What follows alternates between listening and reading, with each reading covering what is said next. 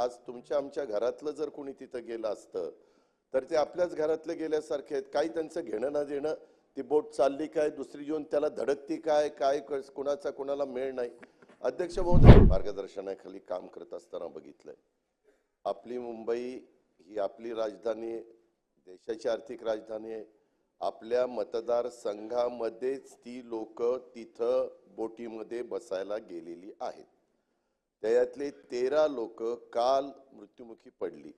अधिवेशन चालू असताना अशा पद्धतीची घटना घडल्यानंतर अध्यक्षांना अधिकार आहे की बाकीचं सगळं कामकाज बाजूला ठेवून आज जीव गेलेत. आज तुमच्या आमच्या घरातलं जर कोणी तिथं गेलं असतं तर ते आपल्याच घरातले गेल्यासारखे आहेत. काही त्यांचं घेणं ना देणं, ती बोट चालली काय, दुसरी येऊन त्याला धडकती काय, काय कोणाचा कोणाला मेळ नाही. अध्यक्ष महोदय, महाराष्ट्रातल्या 13-14 कोटी जनतेला वाटेल की वो हे सभागृह चाललेलं आहे, इथं माणसं त्या ठिकाणी इतकी मृत्युमुखी पडलेली आहेत आणि त्याचा मुद्दा काढला जातोय, मांडायचा प्रयत्न केला जातोय. त्यांचा मांडण्याचा अध्यक्ष महोदय अधिकार आहे.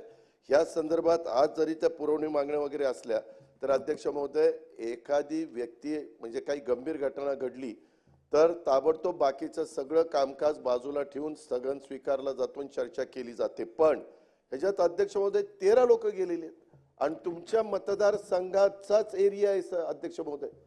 आज कुणीच कोण प्रवासी असतील काय असतील त्याच्याबद्दल काल सन्माननीय अध्यक्ष मुख्यमंत्री महोदयांनी काही निवेदन त्या ठिकाणी केलेलं आहे. पण तो अधिकार तरी एक तर 5 दिवसाचं अधिवेशन, 5 दिवसात काल झालेली घटना, माझी विनंती आहे की तो तुमचा अधिकार आहे परंतु बोलायला वेळ दिला पाहिजे अध्यक्ष महोदय, अशी माझी विनंती आहे.